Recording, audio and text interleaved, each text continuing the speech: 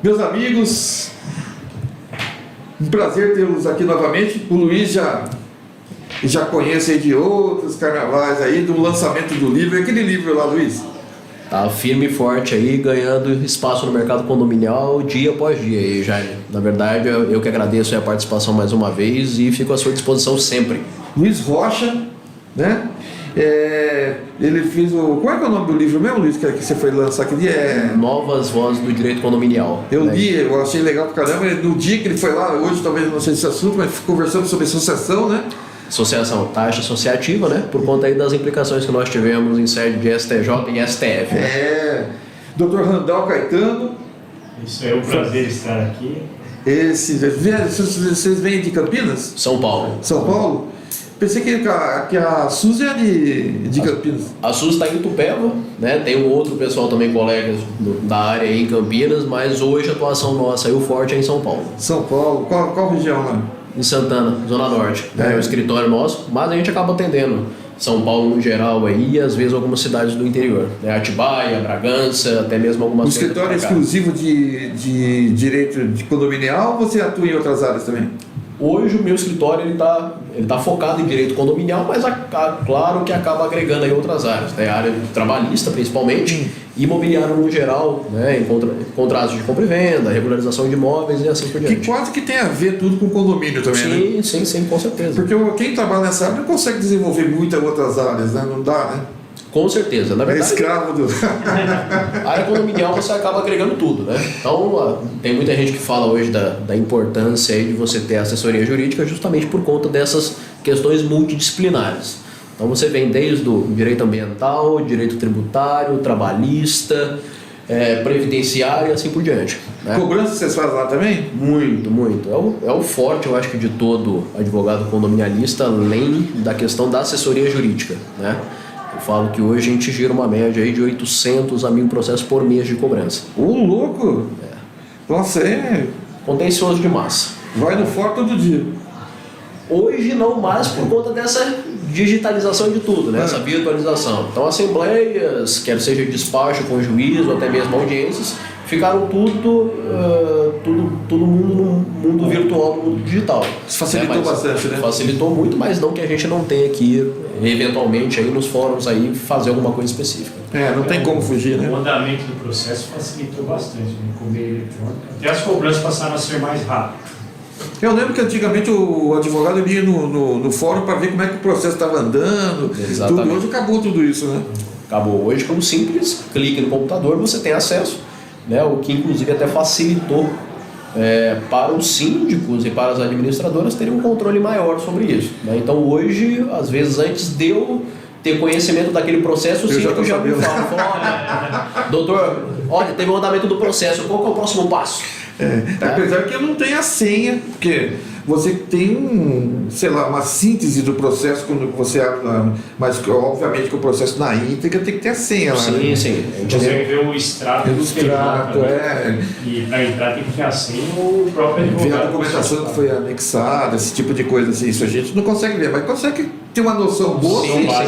Com certeza, então, a decisão que o juiz tomou, andamentos que ele deu no processo, isso é mudou muito e isso mudou para melhor, né? Com certeza. Lógico, em termos de agilidade e de velocidade, ganhou assustadoramente. E o congresso, o que vocês estão achando aqui do primeiro congresso de direito condominial aqui de Mogi das Cruzes? Bom, Jaime, é o que eu sempre falo, né? Nós que já participamos de diversos congressos aí de direito condominial, é sempre uma honra e uma alegria estar participando, porque a gente vê a importância que o condomínio ele ganhou, né, nos últimos anos. Então, coisa de 5, 10 anos atrás, era sempre aquele advogado generalista ou advogado que somente fazia a cobrança. Isso, né? É verdade. Então, hoje, olha a complexidade que se tornou os condomínios. Então, agora há pouco a gente teve a palestra aí da doutora Amanda Acioli, junto com outro síndico profissional. Então, hoje, o síndico profissional, ele se tornou uma profissão hoje, né? Então, hoje, a gente fala, antes se falava muito no tripé, que você tinha que ter nos condomínios entre o advogado, a administradora e o síndico. Então hoje a gente está colocando uma quarta figura que é a questão da engenharia também. né? Então, olha a complexidade que se tornou isso tudo. Então, a gente está tendo que se profissionalizar dia após dia. O que é o mais interessante até na área do advogado, inclusive até na área de advogado dentro de condomínio, você acaba abrindo também uma quantidade de leque de outras coisas ainda, né? Por exemplo, de negociação, né?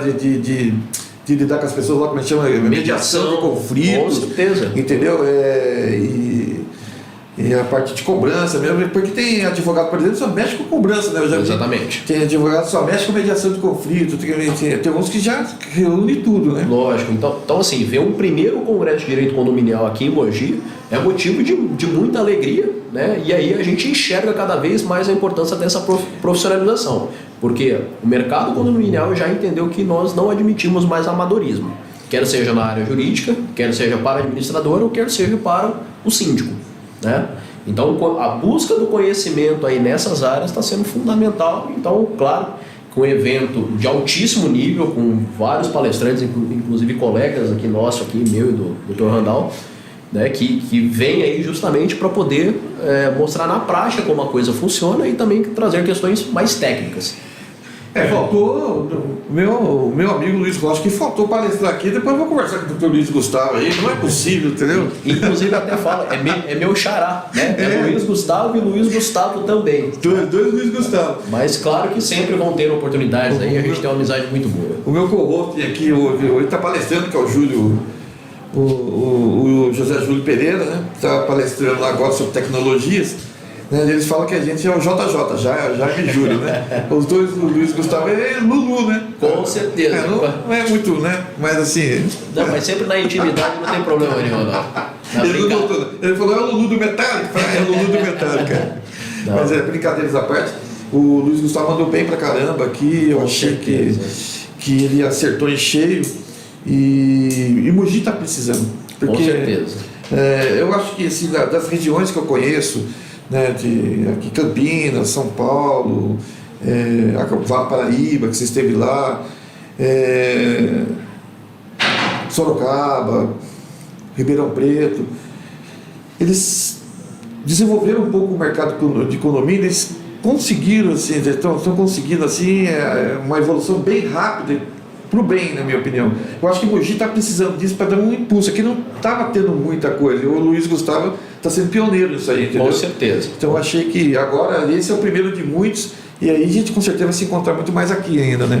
Com certeza, com certeza. Então, bom, na minha opinião, Jaime, essa questão hoje do foco ser somente nas capitais em termos de direito condominial, isso mudou muito depois da pandemia, né? Então você sabe mais do que ninguém que na pandemia nós tivemos, entre aspas, um êxodo rural ao contrário. Então, ao invés das pessoas virem para as capitais, as pessoas fugiram das capitais. Sim. Então, cidades como Mogi, Atibaia, Itupeva, Campinas, o crescimento imobiliário simplesmente assim explodiu, né? Em termos de construção de condomínios, novos loteamentos, associações e condomínios de casa e por aí vai, né? Então, dado esse crescimento imobiliário nessas cidades, é que o direito condominial também está indo para essas cidades agora. Com certeza, né? E também a importância desses condomínios entenderem que a necessidade do jurídico, né?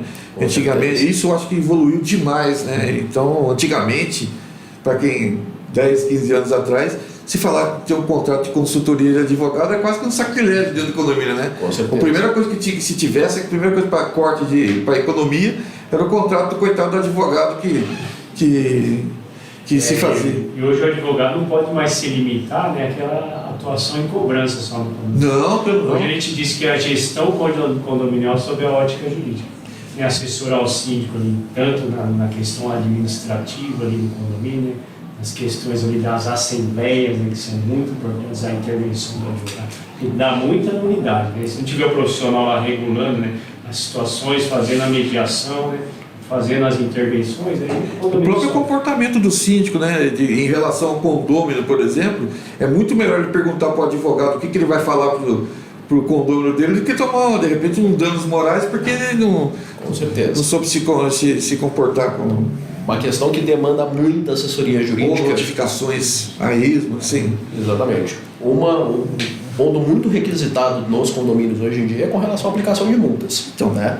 Então, como você lida com pessoas e emoções, essas coisas todas, então a depender do que uma pessoa fala para outra, principalmente para o síndico, então tem síndico que às vezes, muito enfurecido com um determinado tipo de situação, fala, aplica a multa, só que sem observar a convenção ou muito menos contraditória, ampla defesa, em termos de mandar uma advertência, ratificar a multa em assembleia e assim por diante.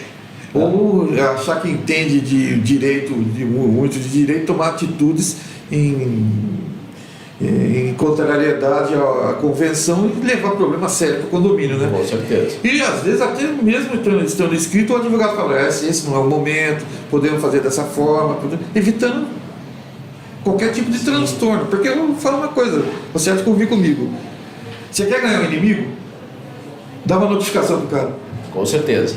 Entendeu? Se você tem pretensões políticas dentro do condomínio, de continuidade, por exemplo, lógico que você tem que manter a ordem no condomínio, mas você quer ter uma longevidade, evite o máximo que você puder de notificar e multar. Entendeu? Com certeza. Porque notificou, o cara não é mais teu amigo, não importa. Tem sempre ter um termômetro ali dentro do condomínio para sentir qual é a situação específica nessa hora ali. Ou de uma conversa, uma mediação, Exato. ou só uma penalidade mais severa com a multa. Isso. Então o síndico tem que estar sempre atuando, em contato com o jurídico, para fazer esse balanço, esse contrapeso. Exato, esse contrapeso que é o mais importante de tudo, né? Que o advogado vai saber, você tem que levar dentro dessa linha, então, porque o advogado, então eles não seguem, e aí depois ele acaba tomando um processo de indenização ou destituição, ou perde a eleição. Então, né, não é inteligente, né? Não, de forma nenhuma. E até a gente bate muito na tecla, claro que enquanto advogado de condomínio, de sempre observar a convenção, o regimento interno, para você, na verdade, saber como você vai atuar. Né? Mas, não raras exceções, a convenção do condomínio ela é desatualizada, ou às vezes muito antiga, que na verdade acaba contrariando a legislação ou os entendimentos jurisprudenciais que nós temos hoje em dia. Né? Então, 2 exemplos rápidos aqui. Questão, por exemplo, da inadimplência. Né? Então, até 2002, nós cobrávamos uma multa de 20%. Então, após 2002, a multa ela foi reduzida para 2%. Só que ainda tem convenções que mantiveram esse padrão. Então, além da convenção, é necessária assessoria jurídica justamente para trazer essas inovações para não deixar o condomínio cometer nenhuma ilegalidade. Segundo ponto, em condomínios que eu já observei em São Paulo, a convenção falava da proibição de você ter animais. Por exemplo, cachorro. Então, em questão de direitos dos animais, que inclusive vai ter logo uma palestra da doutora Alessandra Bravo, que ela trata justamente dessas questões de animais, hoje já é um entendimento manso e pacífico da jurisprudência a respeito da ilegalidade dessas normas do condomínio de proibir você ter animais. Nem passa, não adianta estar na convenção, não adianta. Hoje passou a ser um ente, né? Exatamente. Um ente familiar, né? Com certeza. Então, como é que vai proibir? Não tem como. Esse novo Código Civil, você achou que teve que vai sair agora? Teve uma alteração muito grande para o que é o atual? Jaime, teve algumas alterações, algumas com um pouco mais de relevância, outros de pouca relevância, às vezes pegando o que a doutrina e a jurisprudência já falavam e somente catalogaram isso daí no Código Civil. Agora, a preocupação nossa enquanto advogado não é nem com relação à parte do projeto. O projeto, da forma como que ele está, ele irá beneficiar sim em alguns pontos. Só que o nosso receio é com o caminhar desse projeto dentro das casas legislativas, como que vai sair a versão final. Quem eles consultaram da área de condomínio, realmente, de pessoas que trabalham na área de condomínio, para poder fazer esse Código Civil?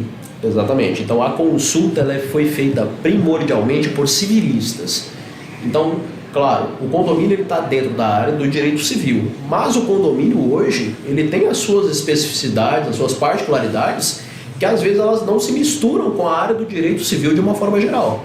Então, a questão de você fazer normas mais específicas, que é o que a gente busca. Claro, Nós temos até contato com alguns colegas que tentaram interferir de alguma forma, claro, de forma benéfica, né? O Dr. Rodrigo Carpá teve algumas reuniões com alguns deputados, alguns senadores, para tentar justamente equalizar essa conta aí, para trazer um resultado positivo para a área de condomínios.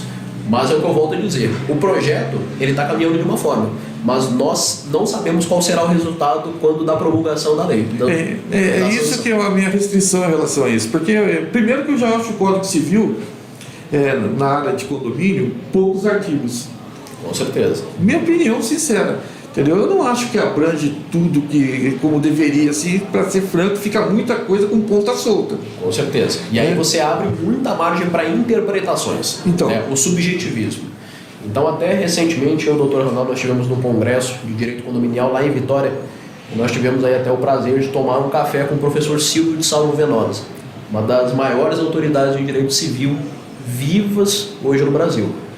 E ele colocou pra gente que não estava na hora de mudar o Código Civil. Até porque o Código Civil ele é muito novo, ele é de 2002, nós estamos falando em pouco mais de 20 anos, né? E ele não permaneceu imutável durante esses 20 anos. Nós tivemos atualizações, vide, por exemplo, aí algumas recentes alterações, principalmente para nós da área de condomínio. Lei de multipropriedade, REURB, Assembleia Virtual. Então não é uma coisa que ela estava completamente defasada.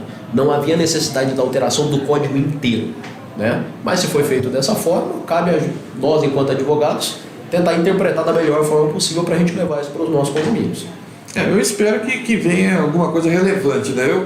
Pelo que eu acompanhei disso aí, eu sinceramente não vi nada que... Até a luta da classe dos advogados condominialistas que tem um próprio código, né, do direito condominial, igual tem o do tributário, né? Seria o melhor dos mundos, né? Porque a área emergente, né, a gente vê muito prédio. Mas código tributário, eu lembro da montagem desse código tributário, foi feito por tributarista. Entendeu? Então, se você for acompanhar, ele muito completo. Eu acho que, se não me engano, é um dos mais completos do mundo, inclusive. Tá. Só que mas o de condomínio, entendeu? Por exemplo, estão falando de associação. A associação eles não fizeram nada dentro do Código Civil para a associação. O que fizeram? Não, a associação é simplesmente um contrato civil, né, que você tem. Se você acha que condomínio tem pouca regulação, imagina estatuto de associação então piorou, né? Então, assim, é simplesmente um contrato que é feito, um estatuto, para poder reger a norma daquela microcoletividade, somente isso. Mas então, isso se dá muito também por conta que muitas pessoas não quiseram se envolver. Por exemplo, o Rodrigo Carpati, que fosse candidato a deputado, por exemplo, ele poderia, sim, ser representante, exemplo, não sei se... não vamos... Mas exemplo que eu estou dando, e ele fosse trabalhar no Congresso, e ele trabalharia para condomínio, ele sabe o que estava... Exatamente. Sabe o que colocar, leis que podem ser criadas. Sim, e o que ele falar para isso. E o que ele falar lá, as pessoas vão acabar discutindo pouco, porque o conhecimento deles em relação a isso é pouco também. Tá. Entendeu? Então ele teria uma... Mas a gente não tem nenhum tipo de deputado nesse sentido dentro da casa que possa ajudar a gente. Quem é que tem lá? Exatamente. Ninguém. Até por isso que muito das normas hoje em dia são feitas ou através de legislações estaduais ou até mesmo municipais, para tentar suprir essa deficiência, né? Mas claro que uma normatização a nível federal seria o melhor dos mundos.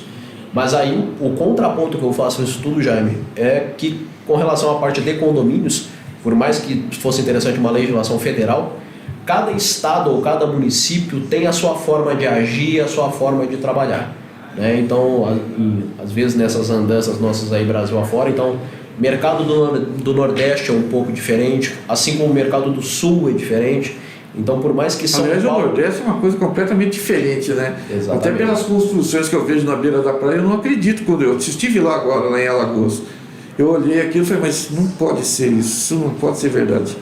Então, assim, são mercados, ainda que dentro do mesmo país, são mercados diferentes, às vezes a banda toca diferente, né, nesses estados. Então, por mais que São Paulo, Sudeste, seja a vitrine dos condomínios para o resto do Brasil, né? Então eu acredito que é interessante, sim, nós temos uma legislação federal para isso tudo, mas dadas as particularidades de cada região é que fica a minha dúvida aí a respeito de alguma adaptação específica, né, estadual. Eu só acho que a lei, especificamente de condomínio, tem que trabalhar com os profissionais que são da área de economia. Eles sabem as necessidades do que a gente precisa. E vocês chegam muitas vezes lá em processos lá que ficam meio vendido, né? Muitas vezes, com certeza, né? E outra, o conhecimento dos juízes em relação a condomínio, eu também não acho que seja muito grande, entendeu? Sim, é limitado. É limitado. Bem limitado, né? Entendeu? Então, muitas vezes as decisões, eles tomam certas decisões. Você fala, mas nossa, como é que. Mas às vezes o cara não mora em condomínio, ele não tem noção, não é culpa dele, ele não tem noção exata, ele também não é obrigado, né? Com certeza. Até por isso, até que também a gente defende a criação de várias especializadas em condomínio. Assim como nós já temos no Tribunal de Justiça de São Paulo câmaras especializadas na área de condomínio. Aí sim você consegue, na verdade, jogar de igual para igual. Porque você tem o conhecimento e você tem desembargadores e juízes com o mesmo conhecimento que você tem, né? Então, um vídeo, por exemplo, aí, uma das maiores autoridades aí em área condominial dentro do Tribunal de Justiça, que é o desembargador, né, o desembargador Francisco Loureiro e a desembargadora Maria Cristina Zucchi, né, que, na nossa opinião, aí, são dois desembargadores que têm realmente conhecimento da área condominial. Hoje, né, felizmente ou infelizmente, Francisco Loureiro está como corregedor, né, do Tribunal de Justiça de São Paulo, mas mesmo assim ainda continua participando de palestras aí na área condominial. Eu não sei se eu vi uma palestra dele, foi em Ribeirão Preto? Foi agora em São Paulo, agora no último congresso que teve. Não me lembro, eu já assisti uma palestra dele. Eu não me lembro aonde, né? Que é muito, a gente vai e acaba não guardando.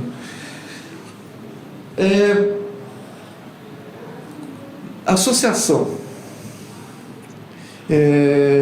Eu acho que a associação é uma coisa também que o Código Civil também é bem defasada, né? Não fala absolutamente nada da associação. Fala alguma coisa? Não, de forma nenhuma. Aliás, a associação, ela na verdade é um contrato feito entre as partes aí, que você usa um ou dois artigos aí em termos do Código Civil, salvo me engano, artigos 50 e poucos aí, não me recordo ao certo, mas tem algumas coisas que puxa da área de condomínios, né? Então, com essas últimas leis que nós tivemos, a criação do condomínio de lotes e assim por diante, nas disposições finais falam que isso será aplicado por semelhança ou por analogia à questão das associações, né? Então, acaba sendo uma parte de uma mistura aí das associações com os condomínios, mas são institutos jurídicos completamente diversos e principalmente na hora que você leva isso para o judiciário também é visto de uma forma diferente, né? Por mais que a gente comumente fale condomínio de casas, né? Mas hoje, condomínio de casas, você pode falar de uma forma generalista. Mas na técnica, nós temos associações, condomínios de lote, condomínio urbano simples e assim por diante. Que, na verdade, eu vejo que os julgamentos, principalmente, eles se fazem e levam muito em conta, principalmente para a desassociação, né? Eles levam em conta quando é o fechamento, que existe fechamento de rua e que o cara não quis participar daquilo lá, quer desassociar. Mas a pessoa que compra um condomínio, que já sabe que tem portaria, tem tudo lá, e depois querer desassociar, é o fim da picada, né? Com certeza, com certeza. É por isso até que no livro que a gente lançou junto lá no seu evento em São José dos Campos há algum tempo atrás, é o tema até que eu defendo em termos dessas taxas associativas. Eu trago até três panoramas e um deles é justamente esse. Como que você, na verdade, você está almejando comprar um imóvel, você vê uma associação, né, um loteamento de acesso controlado, com portaria, com toda a implementação de serviços, você compra, você entra e simplesmente do dia seguinte você fala, eu não sou obrigado a me associar? Enriquecimento ilícito, isso aí. Com certeza. Com certeza. Então essa foi uma das posições defendidas, só que acabou chegando no Superior Tribunal de Justiça, através do tema 882, que falou que não era obrigado a pagar as taxas associativas, né? E aí, consequentemente, isso interfere no direito de propriedade da Constituição Federal e, através do tema 492, a manchete que saiu é ilegal a cobrança de taxas associativas, justamente porque as pessoas não são obrigadas a se associar. Só que criaram algumas exceções, né? São 3 exceções aí que muitos dos colegas não se atentaram, né? Então você não fica limitado a simplesmente dizer é ilegal a cobrança de taxa associativa. Ela é legal desde que você cumpra 3 requisitos. O primeiro deles, se a cobrança ela é posterior à Lei 13.465, que criou o loteamento de acesso controlado ou algo nesse sentido, né? Então esse é o primeiro marco temporal. O segundo marco temporal, que na minha visão não faz muito sentido, é decreto municipal ou lei que discipline a questão da associação do loteamento de acesso controlado e a possibilidade da cobrança de taxa associativa. Então por que eu falo nesse ponto que não faz muito sentido? Qualquer loteamento de acesso controlado, para você fechar as vias, você precisa de um decreto municipal. Você precisa de uma autorização do município para poder fazer esse fechamento. Senão é uma atitude completamente legal. Lógico, né? Sem dúvida. Esse é o segundo marco temporal. O terceiro, aí você já vem para o contrato de compra e venda da loteadora. Então, naquele loteamento, acabou de fazer o loteamento, eu vou vender, se eu colocar expressamente no contrato de compra e venda, e o melhor dos cenários, isso for registrado na matrícula do imóvel, acerca da possibilidade da criação da associação, acabou. O amigo que entrou ali, ele vai ter que ser obrigado a contribuir com a taxa associativa. E não é nada mais do que justo. Mas e também você acha que eu vi comigo que o cara que vai comprar alguma coisa, ele vai olhar, não vai? Com certeza. E quando ele chegar lá, ele não viu que tem portaria? Com certeza. Ele não viu que está cercado? Então como que ele vai poder falar que ele não quer fazer parte daquilo lá, ele sabe que vai ser rateado? Então, não cabe para mim, né, no meu entendimento, essa negativa de pagar, de não se associar. Exatamente, é você tirar benefício da própria situação. Eu sei que ali é prestado um serviço, só que eu entro e eu falo, eu não vou pagar pelo serviço. E essas decisões, elas causam muito polêmicas dentro da associação. Tive casos aí de que o morador deixa de pagar, fala que não é obrigado a se associar, aí a associação deixa de recolher o lixo dele, deixa de fazer as manutenções, aí começa a acumular lixo na frente da casa, aí, visualmente aquilo ali dentro da associação é uma desvalorização. E como é que ele vai retirar esse lixo lá, sendo que o poder público não entra no condomínio? Exatamente. Então é uma briga. Então, gente, o tempo urge. Eu quero levar você no meu podcast oficial lá em São José dos Campos. Depois, claro, com toda certeza. Entendeu? Depois eu vou pedir para minha filha pegar o teu contato aqui. Maravilha. Entendeu? E com certeza o convite se estende. E vai lá visitar a gente lá e vamos fazer um podcast para que eu preciso de muito mais tempo para conversar com esse cara, entendeu? Hoje aqui tem que ser curtinho, porque já estão vindo outros aqui. Sempre uma alegria, uma satisfação estar com você. Fica à sua inteira disposição. Você tem os meus contatos. Se não tem, a gente já troca aqui os contatos agora. Vai ser um prazer estar em São José dos Campos, estando no seu podcast, visitando sua empresa. A gente está aqui sempre para agregar conhecimento, para dividir conhecimento, porque sabe tudo. Essa área condominial nossa, a gente... Da outra vez eu já queria levar, eu acho que eu pedi o contato para a Suzy, eu não me lembro o que aconteceu, entendeu? Mas a Suzy está devendo uma... Suzy, você está devendo uma visita para mim para fazer o podcast, Suzy, entendeu? Então, assim, depois a gente fecha isso aí. Com certeza. Tá bom? Muito obrigado. Obrigado, Jaime, mais uma vez. E bom final de evento.